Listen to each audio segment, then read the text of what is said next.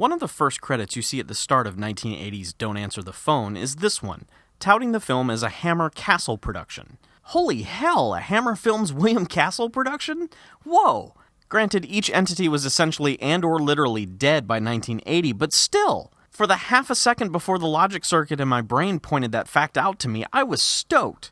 Unfortunately, come to find out a short time later in those very same credits, we're only talking about some dudes named Robert Hammer and Michael Castle, two less notable filmmakers. However, to his credit, Hammer did go on to write the 20th episode of the epic Lorenzo Lamas TV series Renegade.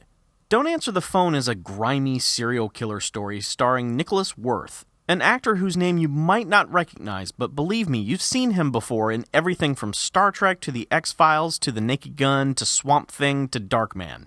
Here he plays a Vietnam vet who is also, well, out of his mind, with various mental illnesses that change whenever the scene requires them to. He's murdering women in Los Angeles while the LAPD attempts to stop him. Sometimes I take stream of consciousness notes when I screen these movies for review, and I see that for this one at one point I simply wrote, "This is really unpleasant." That about sums it up.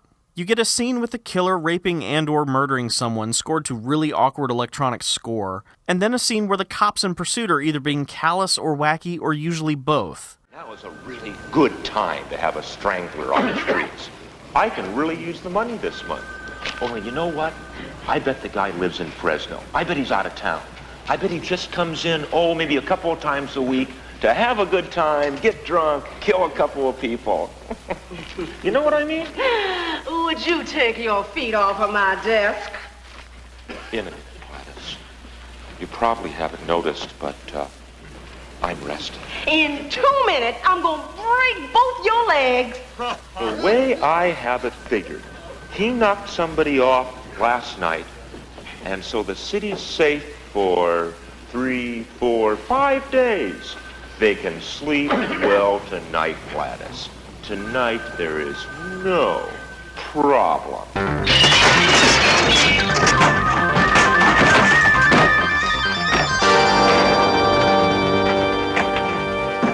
And then you just repeat that. There's not a goddamn porno picture in the place.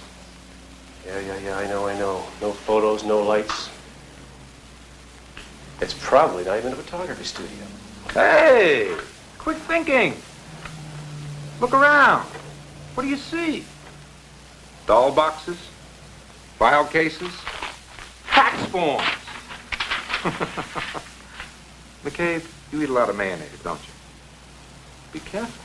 You can go to your brain. Edge, it doesn't feel right. Oh, your bones. Huh. You shouldn't be a cop, McCabe. You should be a weatherman. Fuck off. There's nothing remotely compelling about the film, which you can tell the writers knew as well, since late in the script they just throw in a random gun battle and some non-rapey sex scene as well. Oh, and the title Don't Answer the Phone means absolutely nothing. Nothing at all. They might as well have called this movie Don't Breathe the Oxygen or Don't Get Dressed in the Morning.